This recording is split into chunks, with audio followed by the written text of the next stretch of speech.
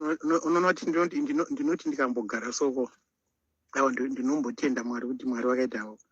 Unoona kuti dai vakada zvavo vangadai vakapa vanhu miswi, vanhu vangadai vaitori nemiswi, dai vakada ende vaizviita, hapana iramba. But tasangana nemachallenges akawanda dai takapiwa miswi ipapa, because imagine kuti vamwe vedu zvingadai zvitori zvirema izvozvi vasina miswi. Miswi yagunhu ikadimburwa pamadhoo, pakuvhara madhoo ipapa ndizvo zvimwe zvaidimbura miswi.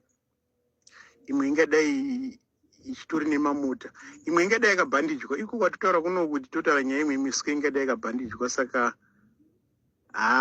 ndakatoona kuti ipapapo aiwa vakaita zvavo, inonoza kuti kupinda mabhazi kamine miswi ifanike ikabuda panze une muchitosvara namaziso kana kutenda pamuromo pemunhu chaipo, munhu arudya chinhu agona kurowa kutsairwa nemuswi zvokuti inogona kuita inyaya inetsa zvisingatoiti. Nyaya yemiswi yai even pakugara pasiti uchidhiraivha waitopedzera wakurwadza. Ndo pakawazoita kana mwamba abvuya uyoyo, because unosvika kupi ungabve kukongo unosvika kuDurban wakauyisa pasaidhi, zvaizvingaiti. Saka muswe